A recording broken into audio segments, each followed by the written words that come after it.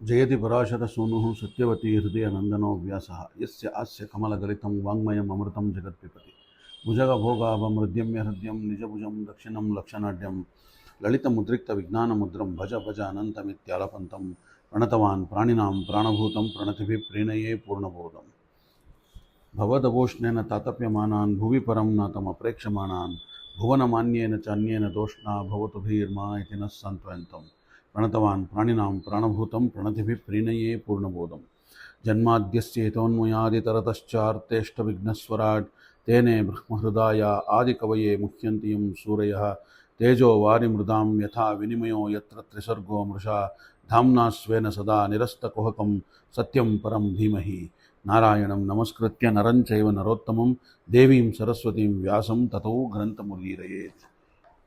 ಭಾಗವತ ಚಿಂತನದಲ್ಲಿ ಭಗವಂತನ ಅವತಾರವನ್ನು ನೋಡಿದ್ವಿ. ಅವನಿಗೆ 4-5 ವರ್ಷ ಆಗೋವರೆಗೆ ಯಾವ ಥರ ಅಂತ ಬಕಾಸುರನನ್ನು ಕೊಂದಿದ್ದನ್ನು ನೋಡಿದ್ವಿ. ಹಾಗಾಗಿ ಅಲ್ಲಿಂದ ಮುಂದೆ ಏನು ನೋಡಬೇಕು, ಯಶೋದೆಗೆ ಬಾಯಿ ತೋರಿಸಿ ಭಗವಂತ ಬ್ರಹ್ಮಾಂಡವನ್ನು ತೋರಿಸಿದ್ದು ನೋಡಿದ್ವಿ.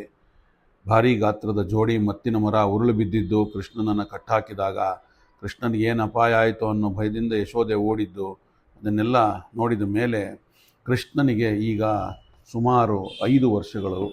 ಆ 5 ವರ್ಷಗಳಲ್ಲಿ ಏನಾಯಿತು, 5 ವರ್ಷ ಅವನಿದ್ದಾಗ ಏನಾಯಿತು, ಕೈಶೋರದಿಂದ ಭಗವಂತ ಪೌಗಂಡ ವಯಸ್ಸಿಗೆ ಕಾಲಿಟ್ಟ. ಅಲ್ಲಿಂದ ಅಂದರೆ ಅದು ಪ್ರೈಮರಿ ಸ್ಕೂಲ್ಗೆ ಹೋಗುವಂಥ ಸ್ಟೇಜು 5-6 ವರ್ಷ. ಮೊದಲ 5 ವರ್ಷಗಳು ಕೈಶೋರ, 5ರಿಂದ 10 ತನಕ ಅವಧಿಯನ್ನು ಪೌಗಂಡ ವಯಸ್ಸು ಅಂತ ಕರೀತಾರೆ. ಹಾಗೆ ಆ ವಯಸ್ಸಿನಲ್ಲಿ ಧೇನುಕಾಸುರನ ವಧೆ ನಡೆದಿದ್ದು, ಧೇನುಕಾ ಸುರಭಂಜನ ಅಂತ ಭಾಗವತ ಹೇಳುತ್ತೆ. ಈಗ ಕೃಷ್ಣ ಗೋವಾಳ ಹುಡುಗರ ಜೊತೆ ತಾನೂ ಕೂಡ ಗೋಪಾಲಕನಾಗಿ ವಿಹರಿಸ್ತಾ ಇದ್ದಾನೆ. ಎಲ್ಲ ಕಡೆಯಲ್ಲೂ ಸರ್ವಪಾಲಕನಾದಂಥ ಭಗವಂತ ಗೋಪಾಲಕನಾದ, ಗೋಪಾಲ ಸರ್ವಪಾಲಕ ಅಂತ ಭಾಗವತ ಮತ್ತೆ ಹೇಳುತ್ತೆ.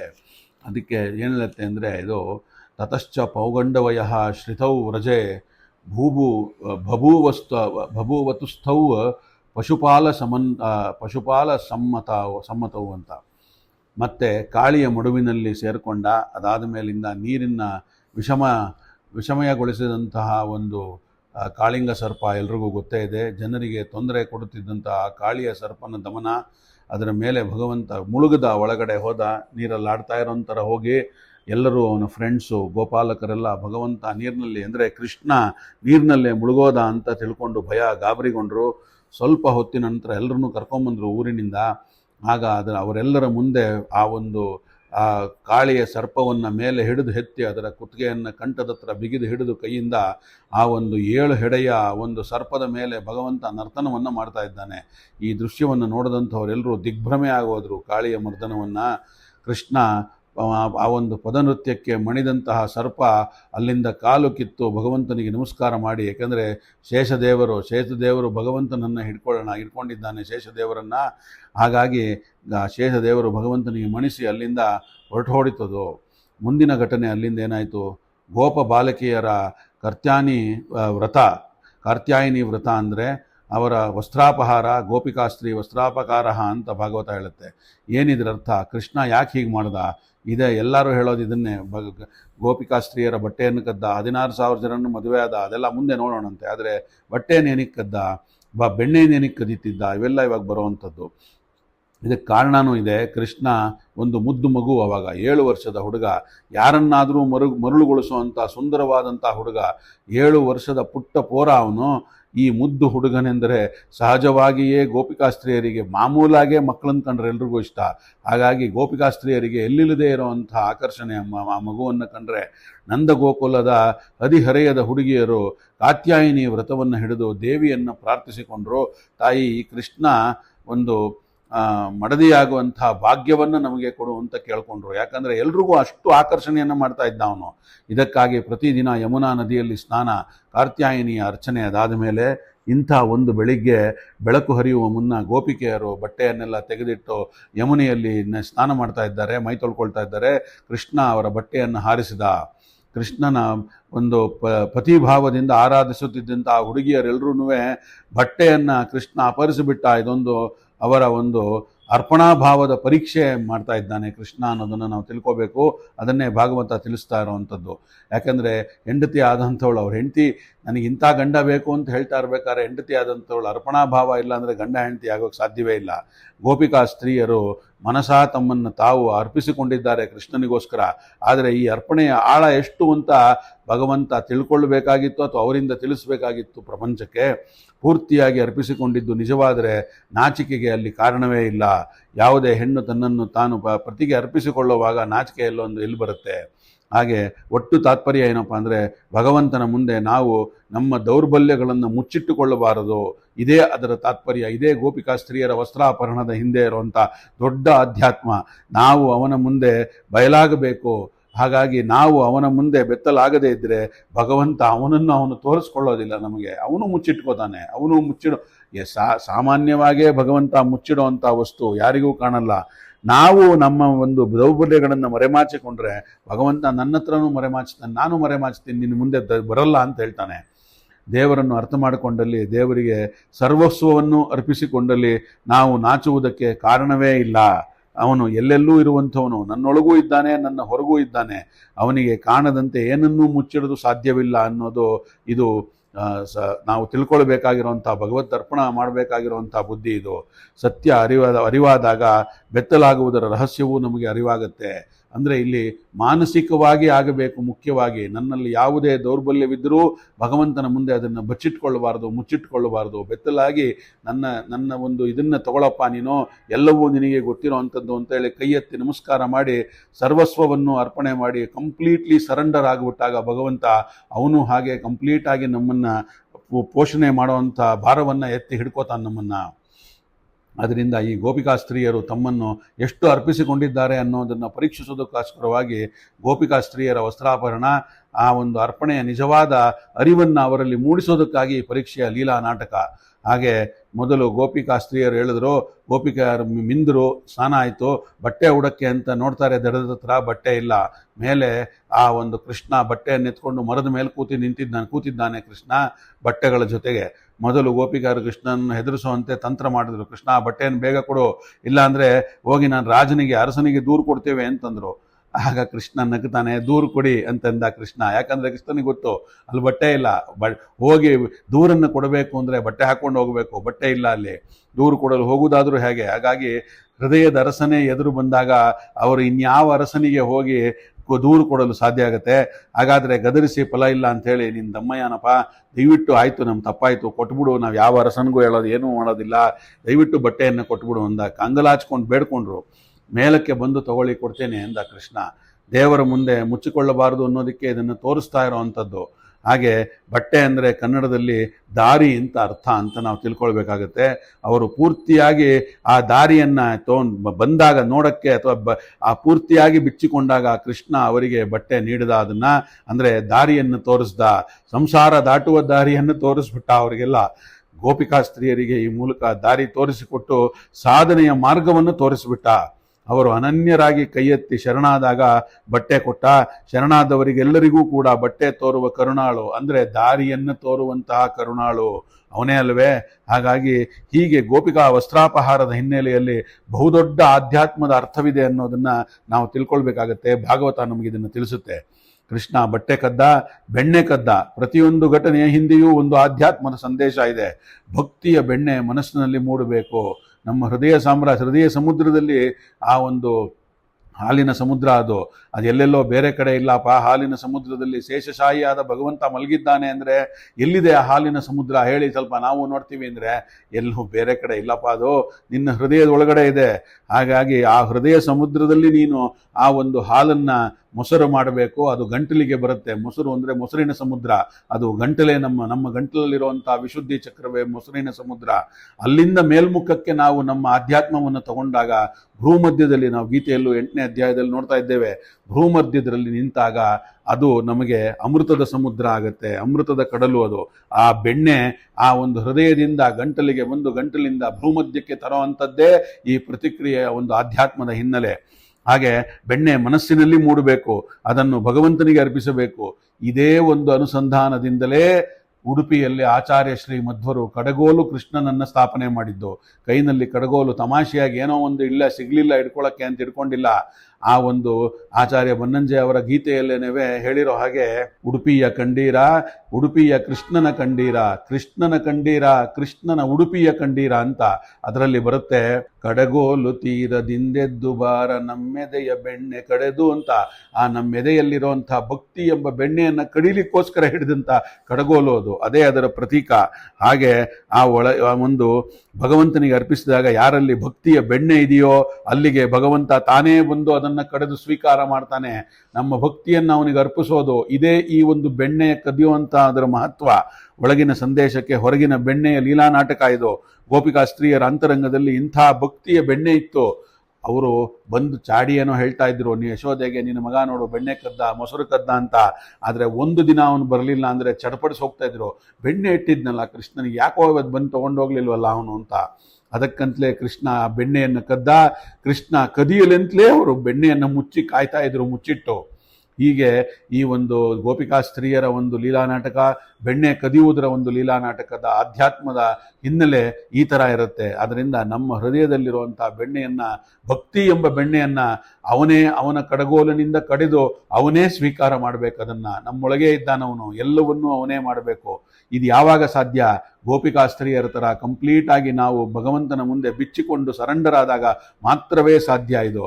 ಇಲ್ಲದೇ ಇದ್ರೆ ಈ ಥರ ಭಕ್ತಿಯ ಬೆಣ್ಣೆಯನ್ನು ಭಗವಂತ ಸ್ವೀಕಾರ ಮಾಡಲ್ಲ. ಅದು ಭಕ್ತಿಯೇ ಅಲ್ಲ ಅನ್ನಿಸ್ಬಿಡುತ್ತೆ. ಅಲ್ಲಿಂದ ಮುಂದೆ ಕೃಷ್ಣ ಗೋಪಬಾಲಕರ ಜೊತೆ ವಿಹಾರ ಮಾಡ್ತಾ ಇದ್ದ. ಗೋಪಪಾಲಕರು ಕೃಷ್ಣನನ್ನ ಕೇಳಿದ್ರು ಒಂದ್ಸರ್ತಿ, ನೋಡಿ ಇದೆಲ್ಲ ಅವನು 7 ವರ್ಷ 6 ವರ್ಷ ಇದ್ದಾಗ ನಡೆದಂಥ ಘಟನೆಗಳು, ಎಂಥ ಅದ್ಭುತವಾದಂಥ ವಿಚಾರಗಳು ನೋಡಿ. ಇದು ನಮಗೆ ಹಸಿವಾಗ್ತಾ ಇದೆ ಕೃಷ್ಣ, ತಿನ್ನಲೇನಾರ ಕೊಡಿಸು ಅಂತ ಕೇಳ್ತಾರೆ ಕೃಷ್ಣನನ್ನ. ಆ ಎಲ್ಲ ಗೋಪಬಾಲಕರಿಗೂ ಕೃಷ್ಣನೇ ಸರ್ವಸ್ವ. ಕೃಷ್ಣ ಅಂದ್ರೆ ಮುಗಿದೋಯ್ತು ಅವ್ರಿಗೆ. ಕೃಷ್ಣ ಇಲ್ಲ ಅಂದ್ರೆ ಇಲ್ವೇ ಇಲ್ಲ. ಅವ್ನು ಹಿಂದೆ ಬರ್ತಾ ಇದ್ರು ಎಲ್ಲೋದ್ರೂ. ಪಕ್ಕದ ಬ್ರಾಹ್ಮಣರ ಕೇರಿ ಇದೆಯಪ್ಪ, ಒಂದು ಕೆಲಸ ಮಾಡಿ, ಯಾಗ ಯಜ್ಞಗಳು ನಡೀತಾ ಇದೆ ನೋಡಿ, ಅಲ್ಲಿ ಮಂತ್ರಘೋಷಗಳು ಕೇಳ್ತಾ ಇವೆ. ನಾವೆಲ್ಲ ಇಲ್ಲಿ ಹಸು ಮೇಯಿಸ್ತಾ ಇದ್ದೀವಲ್ಲ, ಪಕ್ಕದಲ್ಲೇ ನೋಡಲ್ಲಿ ಗೋವಾಳದ ಪಕ್ಕದಲ್ಲೇನೇ ಅಲ್ಲಿ ಒಂದು ಯಜ್ಞ ಯಾಗಾದಿಗಳು ನಡೀತಿರೋ ಜಾಗ, ಬ್ರಾಹ್ಮಣರ ಕೇರಿ. ಕೃಷ್ಣ ಆ ಕಡೆ ತೋರಿಸ್ಬಿಟ್ಟು ಹೇಳ್ತಾನೆ, ನೋಡು ಆ ಮನೆಗಳತ್ತ ಹೋಗಿ ಯಜ್ಞಕ್ಕಾಗಿ ಮಾಡಿರೋಂಥ ಭಕ್ಷ್ಯ ಭೋಜ್ಯಗಳಿವೆ ತಿನ್ನಲಿಕ್ಕೆ, ಅದನ್ನು ಕೊಡಿ ಅಂತ ಹೇಳಿ ಕೃಷ್ಣ ಕೇಳ್ದ ಅಂತ ಹೇಳಿ ಕೊಡ್ತಾರೆ, ಹೋಗಿ ಅಂತಂದ. ಆಗ ಆ ಒಂದು ಭಾಗವತ ಏನು ಹೇಳುತ್ತೆ ಅಂದರೆ ನೋಡಿ, ಅಹಂ ಹಿ ಸರ್ವಯಜ್ಞಾನಾಂ ಭೋಕ್ತಾ ಚ ಪ್ರಭುರೇವ ಚ ಅಂತ ಗೀತೆಯಲ್ಲಿ ಬರುವಂಥ ಮಾತಿದು. ನಾನೇ ಯಜ್ಞ, ಭಗವಂತನನ್ನ ಯಜ್ಞ ಅಂತ ಕರೆದಿದ್ದಾರೆ. ಅಲ್ಲೆಲ್ಲ ಬ್ರಾಹ್ಮಣರು ಯಜ್ಞವನ್ನು ಮಾಡ್ತಾ ಇದ್ದಾರೆ. ನಾನೇ ಆ ಯಜ್ಞ ಅಂತ ಹೇಳ್ತಾ ಇರೋ ಪ್ರತೀಕ ಇದು. ಭಗವಂತ ಕೃಷ್ಣ ಅಲ್ಲಿ 7 ವರ್ಷದ ಮಗು ಯಜ್ಞವನ್ನು ಮಾಡ್ತಾ ಇದ್ದಾರೆ. ಯಾರ ಪ್ರೀತಿಗೋಸ್ಕರ? ಯಜ್ಞ ನಾಮಕನಾದ ಭಗವಂತನ ಪ್ರೀತಿಗೋಸ್ಕರ. ಕೃಷ್ಣ ಈ ಬಾಲ ಲೀಲೆಯ ಮೂಲಕ ಇದನ್ನ ಸಮರ್ಥನೆ ಮಾಡಿದ್ದಾನೆ. ಅಹಂ ಹಿ ಸರ್ವಯಜ್ಞಾನಾಂ ಭೋಕ್ತಾಚ ಪ್ರಭುರೇವಚ ಅಂತ. ಈ ಒಂದು ವಿಷ್ಣು ಸಹಸ್ರನಾಮದಲ್ಲೂ ಇದೇ ಬರುತ್ತೆ. ಯಜ್ಞ ಪತಿರ್ಯಶ್ಚ ಅಂತ, ಯಜ್ಞ ಅಂತ ಭಗವಂತನನ್ನ ಕರೆಯೋದು ಅಂತ. ಬಾಲ್ಯದಲ್ಲಿ ಮಾಡಿ ತೋರಿಸಿದ್ದನ್ನ ಮುಂದೆ ಅರ್ಜುನನಿಗೆ ಹೇಳಿ ಇದನ್ನ ಗೀತೆಯಲ್ಲಿ ತೋರಿಸ್ದ.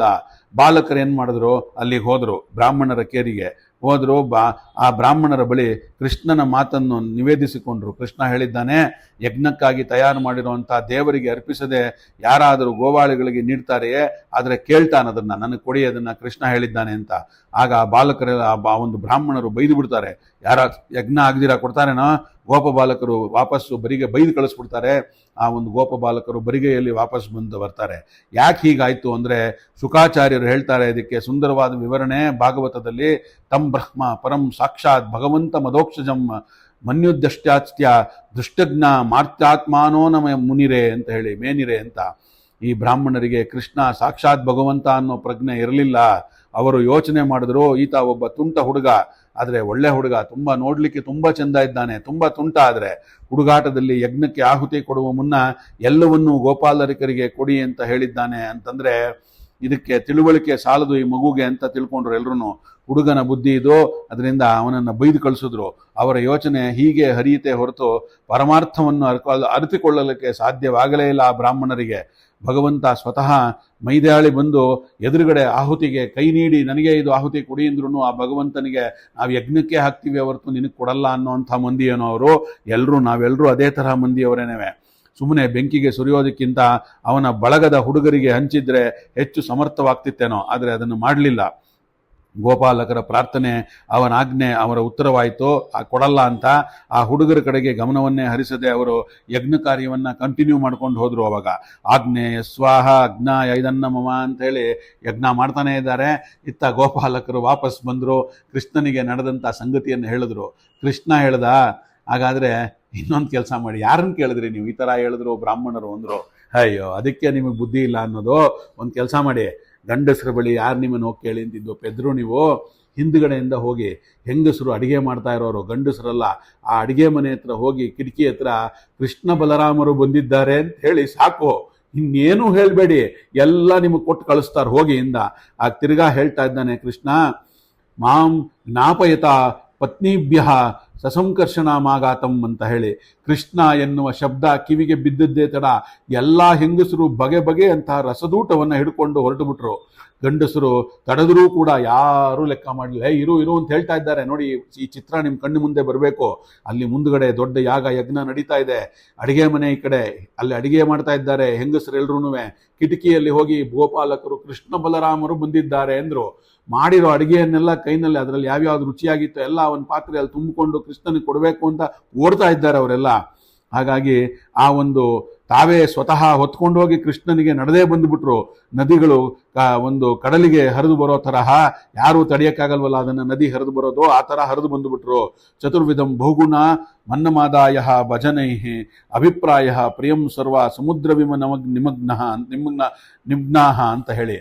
ಅಂದ್ರೆ ಹೇಗೆ ನದಿಯ ನೀರು ಸಮುದ್ರಕ್ಕೆ ಬರೋದನ್ನು ತಡೆಯಕ್ಕೆ ಯಾರ ಕೈಲೂ ಸಾಧ್ಯವಿಲ್ಲವೋ, ಹಾಗೆ ಈ ಹೆಂಗಸರು ಕೃಷ್ಣನ ಬಳಿ ಬರೆಯೋದನ್ನು ಯಾರೂ ತಡೆಯಲಿಕ್ಕಾಗಲಿಲ್ಲ, ಬ್ರಾಹ್ಮಣರನ್ನು ಸೇರಿ ಅಂತ ಅರ್ಥ. ಆದರೆ ಈ ಪ್ರಸಂಗದ ಹಿಂದೆ ಒಬ್ಬಾಕಿಗೆ ಮಾತ್ರ ತೊಂದರೆ ಆಯಿತು ಅಂತ ಭಾಗವತ ಹೇಳುತ್ತೆ. ಅವನ ಗಂಡ ಏನು ಹೇಳ್ತಾನೆ ಅಂದರೆ ಹೋಗಬೇಡ ಅಂದ, ಆದರೂ ಅವಳು ಮಾಡಿದ ಅಡಿಗೆಯನ್ನ ತಂದು ಕೃಷ್ಣನಿಗೆ ಕೊಟ್ಬಿಟ್ಲು. ಕೃಷ್ಣ ಆಕೆಯನ್ನ ಹರಿಸಿದ, ಆದರೆ ಗಂಡ ಮಾತ್ರ ಹರಿಸಲಿಲ್ಲ, ಕ್ಷಮಿಸಲಿಲ್ಲ. ನನಗೆ ಮನೆಗೆ ಬರಬೇಡ ನೀನು, ಹೊರಟು ಹೋಗು ಅಂತ ಬೈದ ಅವನು. ಗಂಡನಿಂದ ಪರಿತ್ಯಕ್ತಳಾದಂಥ ಆಕೆ ಭಗವಂತನಿಗೆ ಶರಣಾದ್ಲು. ತಾನು ಕೇಳಿ ತಿಳಿದಂತೆ ಭಗವಂತನ ರೂಪವನ್ನ ಮನದಲ್ಲಿ ನೆನೆಯುತ್ತಾ ಅವಳು ಆತ್ಮತ್ಯಾಗ ಮಾಡಿದ್ಲು ಅಂತ ಭಾಗವತ ಹೇಳುತ್ತೆ. ಕರ್ಮಬಂಧನದ ದೇಹ ಬಂಧನವನ್ನ ಕಳಚಿಕೊಂಡು ಶ್ರೀಕೃಷ್ಣನ ಅನುಗ್ರಹದಿಂದ ಅವಳು ಮೋಕ್ಷವನ್ನು ಪಡೆದ್ಲು ಅಂತ ಭಾಗವತ ಹೇಳುತ್ತೆ. ಹಾಗೆ ಅಲ್ಲಿಂದ ಮುಂದೆ ಉಳಿದ ಗಂಡಸರು ಇವನಷ್ಟು ಮೂರ್ಖರ ಯಾರೂ ಆಗಿರಲಿಲ್ಲ. ಅದಾದ ಮೇಲೆ ಎಲ್ರಿಗೂ ಅರ್ಥವಾಯಿತು ಕೃಷ್ಣ ಭಗವಂತನ ಸ್ವರೂಪ ಅಂತ. ಉಳಿದುಕೊಂಡವರೆಲ್ಲ ನಾಚಿಕೊಳ್ಳೋ ಅಂತಾಯ್ತು. ದುಷ್ಟ ಸ್ತ್ರೀನಾಂ ಭಗವತಿ ಕೃಷ್ಣೆ ಭಕ್ತಿ ಮೂಲಾಕಕೀಂ ಆತ್ಮಾನಾಂಚ ತಯಾಹೀನಂ ಅನುತಪ್ತ ವ್ಯಗರ್ಹರನ್ ಹರೆಯನ್ ಅಂತ ಹೇಳಿ. ತಮ್ಮ ಹೆಂಡಂತರಿಗೆ ಕೃಷ್ಣ ಕೇಳಿದ ತಕ್ಷಣ ಕೊಟ್ಟಿದ್ದಕ್ಕೆ ಮನಸ್ಸೊಳಗಡೆ ಮೇಲೆ ಹೇಳದೇ ಇದ್ರು ಮನಸ್ಸೊಳಗಡೆನೆ ಶಬಾಸ್ ಅನ್ಕೊಂಡ್ರು. ಇರುವ ಭಕ್ತಿ ತಮಗೆ ಇಲ್ಲವಾಯ್ತಲ್ಲ ಅಂಥೇಳಿ, ಅವರಿಗಿರೋ ಭಕ್ತಿ ನಮಗಿಲ್ಲವಾಯ್ತಲ್ಲ ಅಂತ ಬೇಜಾರು ಮಾಡ್ಕೊಂಡ್ರು. ಆದರೆ ಅವ್ರಿಗೇನಪ್ಪ ಅಂದ್ರೆ ಇನ್ನೊಂದು ಭಯ ಇದ್ದದ್ದು, ಕಂಸನ ಭಯ. ನಾವೆಲ್ಲಿ ಕೃಷ್ಣನಿಗೆ ಕೊಟ್ಟುಬಿಟ್ರೆ ಅವನಿಗೆ ಅರ್ಪಿಸ್ದೀರಾ ಭಗವಂತನ ಪೂಜೆ ಆದಮೇಲೆ ಅಂತ ಅಂದುಬಿಟ್ಟು ಎಲ್ಲಿ ಕಂಸ ಕೋಪ ಮಾಡ್ಕೊಂಡ್ಬಿಡ್ತಾನೋ ಅನ್ನೋದು ಬೇರೆ ಇತ್ತು ಅವ್ರಿಗೆ. ಹಾಗಾದ್ರೆ ಅವಾಗ ನಾಚಿಕೊಂಡ್ರು ಅವರು. ತಮ್ಮ ಒಂದು ತಿಳಿಗೇಡಿತನಕ್ಕೆ ತಮ್ಮನ್ನೇ ತಾವು ಹಳೆದುಕೊಂಡ್ರು. ತಾವು ಕೈ ಹಿಡಿದ ಹೆಣ್ಮಕ್ಳರ ವಿವೇಕದ ಬಗ್ಗೆ ಹೆಮ್ಮೆಯನ್ನು ಪಟ್ಟುಕೊಂಡ್ರು. ಹಾಗೆ ಭಾಗವತ ಹೇಳುತ್ತೆ ಅದನ್ನ, ಅಹಂ ವಯಂ ಧನ್ಯತಮಾಹ ಯೇಷಾಂ ನಾಸ್ತಾದೃಶಿ ಸ್ತ್ರೀಯ ಭಕ್ತ್ಯಾ ಯಾಸಂ ಮರ್ಜಿತ್ತಾ ಮತಿರ್ಜಾತ ಅಸ್ಮಾಕಂ ನಿಶ್ಚಲ ಹರವು ಅಂತ ಹೇಳಿ. ನಾವು ಧನ್ಯರು, ನಮಗೆ ಇಂಥ ಪತ್ನಿಯರು ಸಿಕ್ಕಿದ್ದಾರೆ, ಶ್ರೀಕೃಷ್ಣನಿಗೆ ಸರ್ವಸ್ವವನ್ನು ಅರ್ಪಿಸಿ ಬಿಡ್ತಾರೆ. ಅವರಿಂದಾಗಿ ನಾವು ಕೂಡ ಕೃಷ್ಣ ಭಕ್ತಿಯನ್ನು ಕಲಿಯುವಂತಾಯ್ತು. ಅವರ ಭಕ್ತಿಯಿಂದ ನಮಗೆ ಕೃಷ್ಣನ ಅನುಗ್ರಹ ದೊರೆಯುವಂತಾಯ್ತು. ಇಂತಹ ಹೆಣ್ಮಕ್ಳುಗಳ ಸಂತತಿ ಸಾವಿರವಾಗಲಿ ಅಂತ ದಾಸರಾಡಿದಾಗೆ ಅದನ್ನೇ ದಾಸರಾಡಿದ್ದು. ಹೆಂಡತಿ ಸಂತತಿ ಸಾವಿರವಾಗಲಿ ಅಂತ ಹೇಳಿ ಆದದ್ದೆಲ್ಲ ಒಳಿತೇ ಆಯಿತು, ನಮ್ಮ ಶ್ರೀಧರನ ಸೇವೆ ಮಾಡಲು ಸಾಧನ ಸಂಪತ್ತಾಯಿತು ಅಂತ. ಇದನ್ನೇ ಇಲ್ಲಿ ನೋಡಿ, ಈ ಭಾಗವತ ವ್ಯಾಸರು ರಚನೆ ಮಾಡಿರುವಂಥದ್ದು. ವ್ಯಾಸ ಸಾಹಿತ್ಯ ಬೇರೆ ಅಲ್ಲ, ದಾಸ ಸಾಹಿತ್ಯ ಬೇರೆ ಅಲ್ಲ. ಎಷ್ಟೋ ಸರ್ತಿ ಹೇಳಿದ್ದೀನಿ ಇದನ್ನ. ಅಂತಹ ಬ್ರಾಹ್ಮಣರು ಹಾರೈಸಿದ್ರು ಅಂತ ಭಾಗವತದಲ್ಲಿದೆ. ಅಲ್ಲಿಂದ ಮುಂದೆ ಕೃಷ್ಣ ಭಕ್ತಿಯಿಂದ ಮುಗ್ಧರಾಗಿರುವಂಥ ತಕ್ಷಣ ಓಡಿ ಬಂದರು ಗೋಪಿಕಾಸ್ತ್ರೀಯರು ಮತ್ತು ಬ್ರಾಹ್ಮಣ ಪತ್ನಿಯರು. ಕೃಷ್ಣ ಸ್ತ್ರೀಯರ ನಿಷ್ಕಲ್ಮಶ ಭಕ್ತಿಯ ಮೂಲಕ ಪುರುಷ ಸಮಾಜಕ್ಕೆ ಪಾಠ ಕಲಿಸಿದಂತಹ ಒಂದು ನಾಟಕವನ್ನು ಆಡಿ ತೋರಿಸ್ಬಿಟ್ಟ ಭಗವಂತ. ಕೃಷ್ಣನ ಹಿರಿಮೆ ಅರಿವಾದ ಮೇಲೆ ಅಲ್ಲಿದ್ದಂಥ ಎಲ್ಲ ಗಂಡಸರು ಧನ್ಯತೆಯ ಭಾವದಿಂದ ಹೀಗೆ ಸ್ತುತಿ ಮಾಡ್ತಾರೆ ಅಂತ ಭಾಗವತ ಹೇಳುತ್ತೆ. ನಮಸ್ತುಭ್ಯಂ ಭಗವತೆ ಕೃಷ್ಣಾಯ ಕುಂಟಮೇಧಸೆ ಯನ್ಮಾಯಾ ಮೋಹಿತಾಧಯೋ ಭ್ರಮಾಮಹ ಕರ್ಮವಸ್ಮ ವತ್ಮುಸು ಅಂತ ಹೇಳುತ್ತೆ. ಯಾರ ಅರಿವಿಗೆ ಎಂದೂ ಎಲ್ಲೂ ತಡೆಯಿಲ್ಲವೋ ಎಣೆಯಿಲ್ಲವೋ ಅಂಥ ಸರ್ವಜ್ಞ ಮೂರ್ತಿಯಾದ ನಿನಗೆ ನಮಸ್ಕಾರ. ನಿನ್ನ ಮಾಯೆಯಿಂದ ಮೋಹಗೊಂಡಂತ ನಾವು ಈ ಯಜ್ಞ ಯಾಗ ಆಹುತಿ ಮುಂತಾದ ಕರ್ಮದ ಸುಳಿಯಲ್ಲೇ ಬಿದ್ದು ಸಾಯ್ತಾ ಇದ್ದೇವಪ್ಪ. ಕಾಪಾಡು ನಮ್ಮನ್ನ ದೇವರೇ. ಪ್ರತ್ಯಕ್ಷವಾದರೂ ಎದುರುಗಡೆ ಬಂದು ನಿಂತರೂ ದೇವರನ್ನೇ ಗಮನಿಸಿದಂತಹ ಒಂದು ಕರ್ಮ ಮಾರ್ಗದಲ್ಲಿ ಮುಳುಗಿದ್ದೇವಲ್ಲ ಕೃಷ್ಣನೇ, ಭಕ್ತಿ ಮಾರ್ಗದಲ್ಲಿ ಹೋಗೋ ತರ ಮಾಡು ನಮಗೆ. ಓ ಕೃಷ್ಣನೇ, ನಮ್ಮನ್ನು ಉದ್ಧಾರ ಮಾಡು ಅನ್ನೋದು ಈ ಒಂದು ಪದ್ಯದ ಅರ್ಥ ಭಾಗವತದ್ದು. ಅಲ್ಲಿಂದ ಮುಂದೆ ನಾವು ತಿಳ್ಕೋಬೇಕು, ನಾವು ಭಗವಂತನನ್ನ ಯಜ್ಞವನ್ನ ಮಾಡುವಾಗೆಲ್ಲ ಇಂದ್ರನಿಗೆ ಪೂಜೆ ಆಗಬೇಕು ಅಂತ. ಇದೇ ರೀತಿ ಇನ್ನೊಂದು ಪ್ರಸಂಗ ಬರುತ್ತೆ, ಅದನ್ನ ನೋಡ್ತಾ ಹೋಗೋಣಂತೆ. ಗೋವರ್ಧನ ಗಿರಿಯನ್ನ ಎತ್ತುವಂತ ಪ್ರಸಂಗ ಇದು ಮಾಡಿದಾಗಲೂ ಕೃಷ್ಣನಿಗೆ 7 ವರ್ಷ ಆಗಿರುವಂಥದ್ದು. ಇವೆಲ್ಲ ಕೃಷ್ಣನ 6-7 ವರ್ಷದಲ್ಲಿ ನಡೆಯುವಂತಹ ಘಟನೆಗಳು ಇವೆಲ್ಲ. ಆ ಪ್ರಸಂಗದಲ್ಲಿ ಯಜ್ಞ ಯಾಗಾದಿಗಳಲ್ಲೆಲ್ಲ ಮುಳುಗಿ ದೇವರನ್ನ ಮರೆತ ಪ್ರಸಂಗ ಗೋವರ್ಧನ ಗಿರಿ ಪ್ರಸಂಗ ಅಂತ ನೋಡ್ತಾ ಇದ್ದೀವಲ್ಲ. ಅಂಥವರನ್ನು ಎಚ್ಚರಿಸಲಿಕ್ಕಾಗಿ ಕೃಷ್ಣ ಗೋವರ್ಧನ ಗಿರಿಯನ್ನು ಎತ್ತುತ್ತಾನೆ. ಗೋವರ್ಧನ ಚಲೋದರ್ಧಾರಹ ಅಂತ. ಆಗ ವಸಂತ ಕಳೆದು ಬೇಸಿಗೆ ಕಳೆದು ಮಳೆಗಾಲ ಬಂದಿದೆ. ಮರಳಿ ಶರದೃತು, ಸಸ್ಯಶ್ಯಾಮಲೆಯಾದಂಥ ಭೂಮಿ, ಹುಲ್ಲು ತುಂಬಿರುವಂಥ ಗೋವರ್ಧನ ಗಿರಿಯಲ್ಲಿ ಮಳೆ ಬೆಳೆ ನೀಡೋ ಇಂದ್ರನಿಗೆ ಪೂಜೆ ಮಾಡಬೇಕು ಅಂತ ಸಿದ್ಧತೆಗಳು ನಡೀತಾ ಇವೆ. ಇದನ್ನು ಮನಸ್ಸಿನಲ್ಲಿ ಚಿತ್ರೀಕರಣ ಮಾಡ್ಕೋಬೇಕು ನೀವು, ಯಾವ ಥರ ಇತ್ತು ಅಂತ. ಆ ಒಂದು ಜಾಗ ಮಳೆ ಬಂದರೆ ಸಸ್ಯ ಸಮೃದ್ಧಿಯಿಂದ ಪಶು ಸಮೃದ್ಧಿ. ಪರ್ಜನ್ಯ ರೂಪನಾದ ಇಂದ್ರ ಒಲಿಯಬೇಕು. ಅದಕ್ಕೆ ಮಳೆ ದೇವತಾವಂತ ಇಂದ್ರ ಕಾಲಕ್ಕೆ ಸಮೃದ್ಧಿಯಾಗಿ ಮಳೆ ಸುರಿಸಲಿ ಅಂತ ಹೇಳಿ ಇಂದ್ರನನ್ನು ಆರಾಧನೆ ಮಾಡುವಂಥದ್ದು ನಮ್ಮ ಕುಲ ಸಂಪ್ರದಾಯ ಅಂತ ಹೇಳಿ ಕೃಷ್ಣನ ತಂದೆ ನಂದಗೋಪ ಕೃಷ್ಣ ಕೇಳ್ತಾನೆ, ಯಾಕೋಸ್ಕರ ನಾವು ಇಂದ್ರನಿಗೆ ಪೂಜೆಯನ್ನು ಮಾಡಬೇಕು ಅನ್ನೋದಕ್ಕೆ ಉತ್ತರ ಕೊಡ್ತಾ ಇದ್ದಾನೆ. ಅದಕ್ಕೆ 7 ವರ್ಷದ ಪುಟ್ಟ ಬಾಲಕ ಕೃಷ್ಣ ಹೇಳ್ತಾನೆ, ಭಾಗವತ ಹೇಳುತ್ತೆ ಆ ಥರ, ಕರ್ಮಣ ಜಾಯತೆ ಜಂತು ಕರ್ಮಣೈವ ಪ್ರವೀಯತೆ ಸುಖಂ ದುಃಖಂ ಭಯಂ ಕ್ಷೇಮ್ ಕರ್ಮಣೈ ವಾಭಿಪದ್ಯತೆ ಅಂತ. ನಾವು ಯಾಕೆ ಇಂದ್ರನಿಗೆ ಪೂಜೆ ಮಾಡಬೇಕು? ಮಳೆಗಾಗಿ ಇಂದ್ರ ಯಜ್ಞ ಯಾಕೆ ಮಾಡಬೇಕು? ಮನುಷ್ಯ ಹುಟ್ಟುವುದು ಅವನು ಮಾಡಿದ ಕರ್ಮದ ಫಲವಾಗಿ, ಅವನು ಸಾಯೋದು ಅವನ ಕರ್ಮದ ಫಲವಾಗಿ. ಈ ನಡುವೆ ಸುಖ ದುಃಖ ವಿಪತ್ತು ಭಯ ಸಂಪತ್ತು ಕ್ಷೇಮ ಇವೆಲ್ಲ ಏರಿಳಿತಗಳು ಅವನವನ ಕರ್ಮಕ್ಕೆ ತಕ್ಕಂತೆ ಸಂಭವ ಆಗ್ತಾ ಇರುತ್ತೆ. ನಮ್ಮಲ್ಲಿ ಪುಣ್ಯದ ಬಲ ಇದ್ದರೆ ಮಳೆ ಆಗುತ್ತೆ, ಕರ್ಮದ ಯೋಗ ಇದ್ದರೆ ಇಲ್ಲದಿದ್ದರೆ ಆಗೋದಿಲ್ಲ. ಹೀಗೆ ಮಳೆ ಕೊಡವಲ್ಲ ಇಂದ್ರ ಹೇಗೋಸ್ಕರ ಇದಕ್ಕೋಸ್ಕರ ಮಳೆ ಕೊಡಬಲ್ಲ.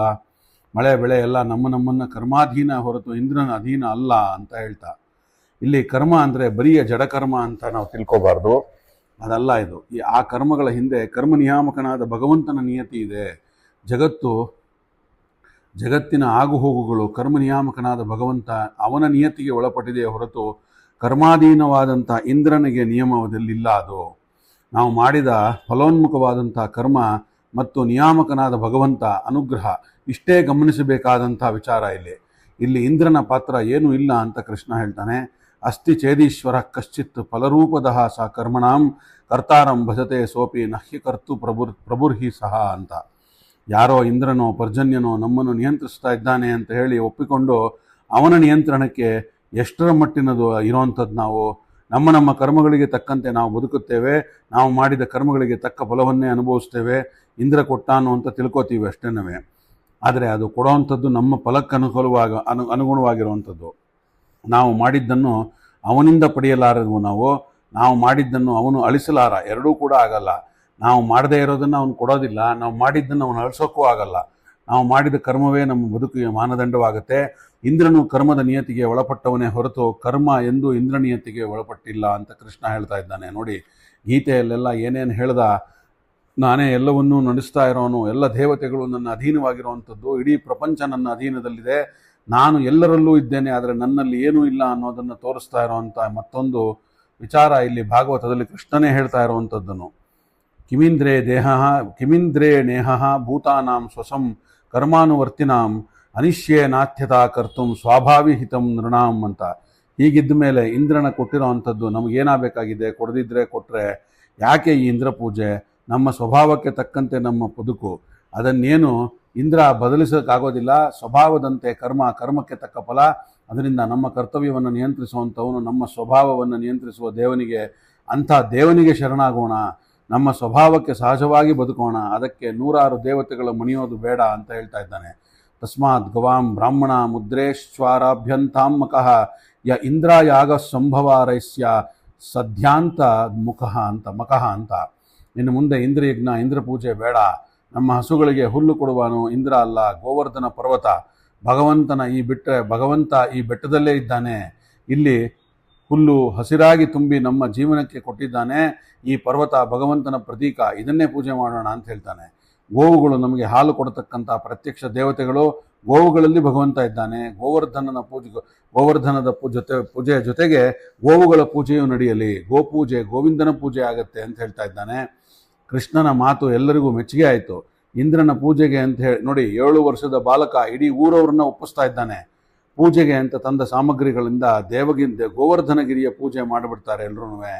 ಗೋವರ್ಧನ ಪರ್ವತಕ್ಕೆ ಗೋವುಗಳಿಗೆ ಸಲ್ಲಿಸುವ ಪೂಜೆ ಅಂದರೆ ನನಗೆ ಸಲ್ಲಿಸುವ ಪೂಜೆ, ನಾನೇ ಅವುಗಳಲ್ಲಿ ತುಂಬಿ ಆ ಪೂಜೆಯನ್ನು ಕೊಳ್ಳುತ್ತೇನೆ ಅಂತ ಅದರ ಅನುಸಂಧಾನ. ಮಹ್ಯಂಚ ದಯತೋ ಮಕಃ ಅಂತ ಕೃಷ್ಣ ಹೇಳ್ತಾ ಇರೋದು. ಇದರಿಂದ ಇಂದ್ರ ಕೋಪಗೊಂಡು ಬಿಡ್ತಾನೆ. ನೋಡಿ, ಎಂಥ ಒಬ್ಬ ಅಪರೋಕ್ಷ ಜ್ಞಾನಿ ಇಂದ್ರ. ಇಲ್ಲಿ ಗೀತೆಯಲ್ಲಿ ಅರ್ಜುನ, ಇಲ್ಲಿ ಇಂದ್ರ ಮೂಲ ಸ್ವರೂಪದಲ್ಲಿ. ಹೇಗೆ ಅವನಿಗೂ ಒಂದು ತಮಸ ಸ್ವಭಾವ ಬಂದುಬಿಡುತ್ತೆ ನೋಡಿ, ತಮಸ್ಸಿನದು. ಅವನಿಗೂ ಮರವು ಬಂತು, ಅಥವಾ ಅವನಿಗೂ ಒಂದು ತಿಳಿಗೇಡಿತನ ಒಂದು ಕ್ಷಣ ಬಂದು ಹೋಗಿತ್ತು. ಕೋಪಗೊಂಡು ಬಿಡ್ತಾನೆ. ಯಾರ ಮೇಲೆ? ಭಗವಂತ ಸಾಕ್ಷಾತ್ ಕೃಷ್ಣನ ಮೇಲೆ ಕೋಪ ಬಂದಂತೆ ನಟಿಸ್ತಾನೆ. ಇಂದ್ರ ಯಜ್ಞವನ್ನು ನಿಲ್ಲಿಸಿ ಈ ಮಂದಿಗೆ ನಿಲ್ಲಿಸಿದಂಥ ಈ ಮಂದಿಗೆಲ್ಲ ಬುದ್ಧಿ ಕಲಿಸಬೇಕು ಅಂತ ತೀರ್ಮಾನ ಮಾಡ್ತಾನೆ. ಅವ್ಯಾಹತವಾಗಿ ಮುಸಲಾಧಾರೆಯ ಮಳೆ ಸುರಿಸ್ತಾನೆ. ಹೆಂಗೆ ಮಳೆ ಬರುತ್ತೆ ಅಂದರೆ ಅದು ಗೋಪಾಲಕರನ್ನು ಪೀಡಿಸಿ ಕಂಗೆಡಿಸಿ ಬಿಡ್ತಾನೆ. ಇದೆಲ್ಲ ಕೃಷ್ಣನ ಹಿರಿಮೆಯನ್ನು ಅಭಿವ್ಯಕ್ತಗೊಳಿಸಲು ಇಂದ್ರ ಅಥವಾ ದೇವತೆಗಳೆಲ್ಲ ಸೇರಿ ಆಡಿದ ನಾಟಕ. ಇಂದ್ರನು ಇದರಲ್ಲಿ ಪಾತ್ರಧಾರಿಯಾದಂಥವನು. ಏನು ಮಳೆ ಅಂದರೆ ಸುಮಾರು 7 ದಿನಗಳ ಕಾಲ ಮಳೆ ನಿಲ್ಲೋದೇ ಇಲ್ಲ. ಬಿಡಲಾರದ ಧಾರಾಕಾರ ಮಳೆ. 7 ವರ್ಷದ ಕೃಷ್ಣ ಬರ್ತಾನೆ. ಎಲ್ರಿಗೂ ತಡ್ಕೊಳಕ್ಕಾಗ್ತಿಲ್ವಲ್ಲಪ್ಪ, ನೋಡು ಇಂದ್ರನಿಗೆ ಕೋಪ ಬಂದು ಯಾವ ಥರ ಮಾಡ್ತಿದ್ದಾನೆ ಅಂತಂತಾರೆ. ಆಗ ಏನು ಮಾಡ್ತಾನೆ ಅಂದರೆ ಕೃಷ್ಣ, ಆ 7 ವರ್ಷದ ಕೃಷ್ಣ, ಪುಟ್ಟ ಕೃಷ್ಣ ಹುಡುಗ, 7 ವರ್ಷ ಅಂದರೆ ಎಷ್ಟು ನೀವು ಜ್ಞಾಪಿಸ್ಕೋಬೇಕು ಹೇಗಿರ್ತಾನೆ ಅಂತ. ಗೋವರ್ಧನ ಪರ್ವತವನ್ನೇ ಎತ್ತಿ ಮೇಲೆ ಹಿಡಿದು ಬಿಡ್ತಾನೆ. ಅದು ಎಲ್ಲಿ, ಹೇಗೆ ಕೈನಿಂದ ಎತ್ತೋದಲ್ಲ, ಆಗದೇ ಇಲ್ಲ. ಕೈಯಲ್ಲಿ ಬಿಡಿ, ಒಂದು ಬೆರಳಿನಿಂದ, ಕಿರುಬೆರಳಿನಿಂದ ಎತ್ತಾನೆ. ಅದನ್ನು ಎತ್ತಿ ನಿಂತು ಎಲ್ಲರಿಗೂ ಅದ್ರ ಕೆಳಗಡೆ ರಕ್ಷಣೆಯನ್ನು ಕೊಡ್ತಾನೆ. ಎಲ್ಲ ಊರಿನ ಜನ, ಎಲ್ಲ ಹಸುಗಳು ಎಲ್ಲವೂ ಬಂದು ಆ ಗೋವರ್ಧನ ಗಿರಿ ಕೆಳಗಡೆ ನೆಮ್ಮದಿಯಾಗಿ ತಿನ್ಕೊಂಡು ಮಾಡಿಕೊಂಡು ಇರ್ತವೆ. ಮಳೆ ಅವರಿಗೆ ಯಾವ ತೊಂದರೆನೂ ಆಗಲ್ಲ. 7 ದಿನಗಳವರೆಗೂ ಕೃಷ್ಣ ಎಡಗೈ ಕಿರಿಬೆರಳಿನಲ್ಲಿ ಗೋವರ್ಧನ ಪರ್ವತವನ್ನು ಎತ್ತಿ ಹಿಡಿದಿದ್ದಾನೆ. ಗೋಪಾಲಕರಿಗೆ ರಕ್ಷಣೆಯನ್ನು ನೀಡಿದ್ದಾನೆ. ಕೊನೆಗೆ ಇಂದ್ರ ಸೋತು ಮಳೆಯನ್ನು ನಿಲ್ಲಿಸ್ತಾನೆ. ಇನ್ನು ಹಾಯಾಗಿ ನಿಮ್ಮ ಮನೆಗೆ ಹೊರಡಿ ಅಂತ ಹೇಳಿ ಕೃಷ್ಣ ಗೋಪಾಲಕರನ್ನು ಸಂತೈಸಿ ಕಳಿಸ್ತಾನೆ. ಇಂದ್ರ ಬಂದು ಕೃಷ್ಣನ ಕಾಲಿಗೆ ಅಡ್ಡ ಬಿದ್ದು ಬೇಡ್ಕೋತಾನೆ. ನಾನು ಸೋತಿದ್ದೇನೆ, ನಿನ್ನ ಜೊತೆಗೆ ಸ್ಪರ್ಧೆ ಮಾಡಬಾರ್ದಾಗಿತ್ತು, ನಾನು ಮಾಡಿಬಿಟ್ಟೆ, ಮಾಡಬೇಕು ಅನ್ನಿಸಿದ ಆ ಒಂದು ಬುದ್ಧಿ ಬೇಡದ ಈ ಒಂದು ಸಾಹಸಕ್ಕೆ ಇಳಿಸ್ತು, ನನ್ನನ್ನು ಕ್ಷಮೆ ಮಾಡು ಅಂತ ಕೇಳ್ಕೊತಾನೆ. ಇನ್ನು ಮುಂದೆ 7 ವರ್ಷ ಕಳೆದಾಗ 7 ವರ್ಷದಲ್ಲಿ ಗೋವರ್ಧನಗಿರಿ ಆಯಿತು, ಇದೆಲ್ಲ ಆಯಿತು. ಇನ್ನು 8ನೇ ವರ್ಷ ಕೃಷ್ಣನಿಗೆ 8 ತುಂಬ್ತಾ ಇದೆ. ವೃಂದಾವನದ ಕಣ್ಮಣಿಯಾಗಿ ಬೆಳೆಯುತ್ತಾ ಇರುವಂಥ ಕೃಷ್ಣ ಈ ಬಾಲಕನ ತುಟಿಯಲ್ಲಿ ಕೊಳಲು ಕೂತರೆ ಸಾಕು, ದಿವ್ಯ ಗಾನದ ಅಮೃತ ಲಹರಿ ಹೊರಡ್ತಾ ಇದೆ. ಓಂಕಾರದ ಝಂಕಾರ ನಡೀತಾ ಇದೆ. ಇಡೀ ಪ್ರಕೃತಿ ಮೈಮರೆಯುವಂಥ ಮಾಧುರಿ ಇಲ್ಲಿ. ವೃಂದಾವನದ ಹೆಂಗಸರು ಎಲ್ಲರೂ ಕೂಡ ಈ ಗಾನಕ್ಕೆ ಮನಸೋತು ಬಿಟ್ಟಿದ್ದಾರೆ. ಮೈಮರೆತು ಕೃಷ್ಣನ ಬೆನ್ನು ಹತ್ತಿದ್ದಾರೆ, ನಿನ್ನಿಂದನೇ ಬರ್ತೀವಿ ಅಂತ. ಈ ವೃಂದಾವನಾಂತರವಾಗಿ ಸಂಚಾರಿಯ ಈ ವೇಣುನಾದ ವಿಶಾರದನ ಒಂದು ಆಕರ್ಷಣೆಗೆ, ಚೇತನ ಮಾತ್ರಕ್ಕೆ ಅದಮ್ಯವಾದಂಥ ಎಲ್ಲರೂ ಮನಸೋತಿದ್ದಾರೆ. ಇಲ್ಲಿ ಬೆಳದಿಂಗಳ ರಾತ್ರಿ ದೂರದಲ್ಲಿ ಬನಗಳಲ್ಲಿ ಕೃಷ್ಣ ಕೊಳಲನ್ನು ಊದುತ್ತಾ ನಿಂತಿದ್ದಾನೆ. ಮನೆ ಮರೆತು ಊರ ಎಲ್ಲ ಹೆಂಗಸರು ಕೂಡ ಆ ಕಡೆ ಬಂದು ಕೂತು ಅವನ ವೇಣುಗಾನವನ್ನ ಕೇಳ್ತಾ ಇದ್ದಾರೆ. ಅವರಿಗೆ ಕೃಷ್ಣನ ಬುದ್ಧಿವಾದ ಮಾತನಾಡ್ತಾನೆ. ಈ ರಾತ್ರಿ ಇದು ನೋಡಿ, ಅವರಿಗೆಲ್ಲ ಬಂದವ್ರಿಗೆ ಹೇಳ್ತಾ ಇದ್ದಾನೆ ಕೃಷ್ಣ, ಬಂದು ಕೂತು ಬಿಟ್ಟಿದ್ದಾರೆ ಅವನ ಮುಂದೆ, ನಾನು ಕೊಳಲು ಬಾರಿಸ್ತಾನೆ ಇರು, ನಾವು ಹೋಗಲ್ಲ ಅಂತ. ಇದು ರಾತ್ರಿ ಹೊತ್ತಪ್ಪ, ನೀವು ಯಾಕೆ ಬಂದ್ರಿ ಇಲ್ಲಿಗೆ? ಹೆಂಗಸರು ಅದೂ ಮನೆಯಲ್ಲಿ ನಿಮ್ಮ ಗಂಡಂದ್ರನ್ನ ಮಕ್ಕಳನ್ನ ನೋಡ್ಕೋಬೇಕು ನೀವು, ಅದು ನಿಮ್ಮ ಮುಖ್ಯವಾದ ಜವಾಬ್ದಾರಿ. ಅದು ಬಿಟ್ಟು ಈ ಸಮಯದಲ್ಲಿ ಇಲ್ಲಿ ಬರುವಂಥದ್ದು ಸರಿಯಲ್ಲ, ನೀವೆಲ್ಲ ಮನೆಗೆ ಹೊರಡಿ ಅಂತ ಹೇಳ್ತಾನೆ. ಆಗ ಅವ್ರು ಹೇಳ್ತಾರೆ, ನೋಡಿ ನಿನ್ನ ವೇಣುಗಾನ ನಮ್ಮ ಮೈ ಮರೆಸ್ತಾ ಇದ್ದೆ ಕೃಷ್ಣ, ಮನೆ ಸಂಸಾರ ಎಲ್ಲ ಬಿಟ್ಟು ನಿನ್ನ ಪಾದಗಳ ಮೇಲೆ ಬಿದ್ದು ಬುಡದಲ್ಲಿ ಕೂತು ಬಿಡೋಣ ಅಂತ ಅನ್ನಿಸ್ತಾ ಇದೆ. ದಯವಿಟ್ಟು ನಮ್ಮನ್ನು ಹಿಂದೆ ಕಳಿಸ್ಬೇಡ. ನಿನ್ನ ಒಂದು ಕೊಳಲು ವಾದನ ಕೇಳುತ್ತಾ ಇಲ್ಲೇ ಇದ್ದು ಆನಂದವಾಗಿ ಇದ್ದು ಬಿಡ್ತೇವೆ, ಹೀಗೆ ಜೀವನ ಪರ್ಯಂತ ಇದ್ದು ಬಿಡ್ತೇವೆ, ನಮಗೆ ಜೀವನದಲ್ಲಿ ಇನ್ನೇನೂ ಬೇಕಾಗಿಲ್ಲ ಅಂತ ಹೇಳಿ ಗೋಪಿಕಾ ಸ್ತ್ರೀಯರು ಹೀಗೆ ಅಂಗಲಾಚಿ ಬೇಡ್ಕೋತಾರೆ ಕೃಷ್ಣನನ್ನ. ಈರುಳ್ಳಿ ಗೋಪಿಕಾ ಸ್ತ್ರೀಯರ ಜೊತೆ ಕೃಷ್ಣನ ಲೀಲಾ ವಿನೋದ, ಇದೇ ಭಗವಂತನ ಒಂದು ಲೀಲಾ ನಾಟಕ. ಕೃಷ್ಣನ ಜೊತೆ ಗೋಪಿಕಾ ಸ್ತ್ರೀಯರ ವಿಹಾರ, ಒಂದು ಮೋಜು ಇದು ಕೃಷ್ಣನಿಗೆ. ಅವರಿಗೂ ಒಂದು ಇದು ತಿಳಿಯಲಾರದಂಥ ಒಂದು ಆನಂದ ಅವರಿಗೆ. ಕೃಷ್ಣ ಇನ್ನು 8 ವರ್ಷದ ಹುಡುಗ, ಲೋಕದ ದೃಷ್ಟಿಯಲ್ಲಿ ಇನ್ನೂ ಮಗುವನು. ಈ ಒಂದು ಮುದ್ದು ಮಗುವನ್ನು ಕಂಡಾಗ ಎಲ್ಲ ಸ್ತ್ರೀಯರ ಹೃದಯಲ್ಲೂ ಪ್ರೀತಿಯ ಮಹಾಪೂರ ಉಕ್ಕಿ ಬರ್ತಾ ಇದೆ. ಇಂಥ ಮಗು ನನ್ನದಾಗಬೇಕು ಅನ್ನುವ ಒಂದು ಮಾತೃವಾತ್ಸಲ್ಯ, ಪುಟ್ಟ ಬಾಲಕನ ದೊಡ್ಡ ಪವಾಡಗಳನ್ನು ಕಂಡು ಮಹಾಭಕ್ತಿ ಎಲ್ರಿಗೂ. ಇದೆಲ್ಲದರ ಜೊತೆಗೆ ಬೆರೆತುಕೊಂಡಂಥ ಸ್ತ್ರೀ ಸಹಜವಾದ ಶೃಂಗಾರ ಭಾವ ಕೂಡ ಅವರಿಗೆ. ಇದು ಶೃಂಗಾರವೋ ಭಕ್ತಿಯೋ ವಾತ್ಸಲ್ಯವೋ ಅವರಿಗೆ ಗೊತ್ತಿಲ್ಲದೆ ಇರೋವಂಥ ಗೊಂದಲದ ಮನಸ್ಥಿತಿ ಎಲ್ಲ ಗೋಪಿಕಾ ಸ್ತ್ರೀಯರಿಗೆ. ಜೊತೆಗೆ ವೇಣುಗಾನದ ಸೆಳೆತ ಕೇಳುತ್ತಾ ಕೇಳುತ್ತಾ ಮೈಮರೆತು ಬಿಡ್ತಾ ಇದ್ದಾರೆ. ಮನುಷ್ಯರಷ್ಟೇ ಅಲ್ಲ, ಮರಮಟ್ಟುಗಳು ಕೂಡ ಮೈಮರೆತು ನಿಂತಿವೆ ಎಲ್ಲವನ್ನೂ ಕೇಳ್ತಾ. ಮೃಗ ಪಕ್ಷಿಗಳು ಕಿವಿ ನಿಮರಿಸಿಕೊಂಡು ಕೇಳ್ತಾ ಇವೆ ಕೃಷ್ಣನ ವೇಣುಗಾನ. ದನಕರುಗಳು ಎತ್ತಿದ ಬಾಲ ಎತ್ತಿ ಹೀಗೆ ಇಟ್ಕೊಂಡು ಕಿವಿಯನ್ನು ಆಲಿಸಿ ಮೆಲುಕನ್ನು ಮರೆತು ಏನು ತಿನ್ನಬೇಕು ಅಂತಿತ್ತು ಅದನ್ನು ಮರೆತು ಅತ್ತ ಧಾವಿಸಿಕೊಂಡು ಓಡಿ ಬಂದು ಕೃಷ್ಣನ ಮುಂದೆ ನಿಂತಿವೆ. ಇದೆಲ್ಲ ನಮ್ಮ ಕಣ್ಣು ಮುಂದೆ ಚಿತ್ರ ಬರಬೇಕು ಕೇಳ್ತಾ ಹೋದರೆ. ಈ ಪ್ರಸಂಗವನ್ನು ಅಪಾರ್ಥ ಮಾಡುವುದು ಅನಗತ್ಯವಾಗತ್ತೆ. ಇಲ್ಲಿ ರಾಸಕ್ರೀಡೆಗಳ ಪ್ರಸಂಗ ಅಂದರೆ ಬಗ್ಗೆ ಕೃಷ್ಣನ ಆಕ್ಷೇಪ ಮಾಡುವಂಥ ಮಂದಿ ಒಂದು ಮಾತನ್ನು ನೆನಪಿಟ್ಕೋಬೇಕು. ತಮ್ಮ ಸ್ತ್ರೀಯರ ಈ ವರ್ತನೆಗಾಗಿ ಅವರ ಗಂಡಂದ್ರೆ ಆಕ್ಷೇಪ ಮಾಡಿಲ್ಲ, ಭಾಗವತ ಹೇಳ್ತಾ ಇರೋ ಮಾತಿದು. ಇನ್ನು ಈ ಜನಗಳು ಆಕ್ಷೇಪ ಮಾಡುವಂಥದ್ದೇನು ಅಂತ ನಂಗೆ ಅರ್ಥ ಆಗ್ತಾ ಇಲ್ಲ ಅಂತ. ಯಾಕಂದರೆ 8 ವರ್ಷದ ಕೃಷ್ಣ, ಅವನ ಜೊತೆಗೆ ಇದನ್ನು ಕೃಷ್ಣ ಹೋಗಿ ಇವರು ಈ ಥರ ಮಾಡಿದ್ರು ಅಂತ ಅವರ ಗಂಡಂದ್ರೆ ಆಕ್ಷೇಪ ಮಾಡ್ತಾ ಇಲ್ಲದೆ ಇರಬೇಕಾದ್ರೆ ಬೇರೆಯವ್ರ ಮಾತೆಂಥದ್ದು ಅಂತ. ಇದರಿಂದಾಗಿ ಗಂಡ ಹೆಂಡರ ನಡುವೆ ಜಗಳ ನಡೆದ ಪ್ರಸಂಗವೇ ಉಲ್ಲೇಖ ಆಗಿಲ್ಲ ಭಾಗವತದಲ್ಲಾಗಲಿ ಮಹಾಭಾರತದಲ್ಲಾಗಲಿ. ಕೃಷ್ಣನಿಗಾಗಿ ಹಾತೊರೆಯುವಂಥ ತಮ್ಮ ಹೆಂಡಂದಿರ ಬಗ್ಗೆ ಆ ಗಂಡಂದರಿಗೆ ತುಂಬ ಸಂತೋಷವಿತ್ತು ಅನ್ನುತ್ತೆ ಭಾಗವತ. ಕೃಷ್ಣನ ಬಗ್ಗೆ ಅವ್ರು ಯಾರಿಗೂ ಸಂಶಯ ಇರಲಿಲ್ಲ.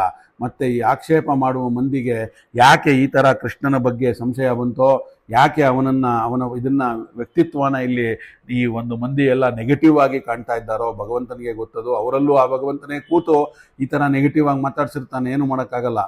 ಈ ಒಂದು ಕೊರಗು 8 ವರ್ಷದ ಮಗುವಿನ ಜೊತೆ ಮುದ್ದಾಡಿದ ಆ ತಾಯಂದಿರ ಮೇಲೆ ಅಪವಾದವನ್ನು ಈ ಮಂದಿ ಹೊರಿಸೋದು ಎಷ್ಟರ ಮಟ್ಟಿಗೆ ಸರಿ ಅಂತ ನಮಗೆ ನಾವೇ ಯೋಚನೆ ಮಾಡಬೇಕಾಗತ್ತೆ. ಕೃಷ್ಣ ಸಿಕ್ಕಿದಂತೆ ಕಾಣಿಸಿ ಸಿಕ್ಕದೆ ದೂರ ನಿಲ್ಲುವಂತಹ ಮಹಾತುಂಟ ಅವನು. ಎಲ್ರಿಗೂ ಹೀಗೆ ಮಾಡ್ತಿದ್ದ. ಕೊಳಲ ದನಿ ಕೇಳ್ತಾ ಇದೆ, ಬಂದಿದ್ದಾರೆ, ಹತ್ತಿರ ಬಂದಾಗ ಕೊಳ್ಳಲು ಸ್ತಬ್ಧ, ಕೃಷ್ಣ ಎಲ್ಲೋ ಕಣ್ಮರೆ. ಮತ್ತೆ ವಿಹಾರದಿಂದ ಕಾತರಿಸಿದಾಗ ಇದ್ದಕ್ಕಿದ್ದಂತೆ ಇನ್ನೆಲ್ಲೋ ಕೊಳಲು ಸದ್ದು ಕೇಳಿಸುತ್ತೆ. ಇಂಥ ಲೀಲಾ ವಿನೋದಗಳಿಂದ ಕೃಷ್ಣ ಅವರ ನಿದ್ದೆಯನ್ನು ಗೆಡಿಸಿಬಿಟ್ಟಿದ್ದಾನೆ, ಭಕ್ತಿ ರಸದಲ್ಲಿ ಅವರನ್ನೆಲ್ಲ ಮುಳುಗಿಸಿಬಿಟ್ಟಿದ್ದಾನೆ. ನೋಡಿ ಎಂಥ ಒಂದು ಭಾಗವತ, ಎಂಥ ಚಿತ್ರಣ ಕೊಡ್ತಿದೆ ಭಗವಂತನದ್ದು ನಮ್ಮ ಮುಂದೆ. ಈ ಸಂದರ್ಭದಲ್ಲಿ ಇನ್ನೊಬ್ಬ ಇದ್ದಾನೆ, ಕಂಸಧೂತ, ಅವನಿರ್ತಾನಲ್ಲಿ, ವೃಷಭಾಸುರ ಅಂತ ಅವನನ್ನು ಕೃಷ್ಣ ಈ ಒಂದು 8ನೇ ವಯಸ್ಸಿನಲ್ಲಿ ಸಂಹಾರ ಮಾಡಿದ್ದಾನೆ. ವೃಷಭ ಸುರವಿಧ್ವಂಸಿಹಿ ಅಂತ ಭಾಗವತ ಹೇಳುತ್ತೆ ಅನ್ನುವಲ್ಲಿಗೆ ಇವತ್ತಿನ ಈ ಒಂದು ಅದ್ಭುತವಾದಂಥ ಕೃಷ್ಣನ ಒಂದು ತುಂಟತನದ 1 ವರ್ಷದಿಂದ 8 ವರ್ಷದ ತನಕ ಇದ್ದಂಥ ಲೀಲೆಗಳನ್ನು ನಾನು ಕೇಳ್ತಾ ಈ ಭಾಗವತ ಚಿಂತನವನ್ನು ಇಲ್ಲಿ ಉಪಸಂಹಾರ ಮಾಡೋಣ ಅಂತ ಹೇಳ್ತಾ, ಇವತ್ತಿನ ಈ ಭಾಗವತ ಯಜ್ಞ ಅಧಿಕ ಮಾಸದ ಯಜ್ಞವನ್ನು ಇಲ್ಲಿ ನನ್ನ ಗುರುಗಳಾದ ಬನ್ನಂಜಿಯವರಿಗೆ ಹಾಗೂ ಅವರ ಅಂತರ್ಯಾಮಿಯಾದ ಶ್ರೀಮದ್ ಆಚಾರ್ಯರು ಮತ್ತು ಕೃಷ್ಣ ಪರಮಾತ್ಮನ ಪಾದಗಳಿಗೆ ಅರ್ಪಣೆಯನ್ನು ಮಾಡೋಣ. ಶ್ರೀಕೃಷ್ಣಾರ್ಪಣಮಸ್ತು. ಸರ್ವೇ ಸಜ್ಜನ ಸುಖಿನೋ ಭವಂತು.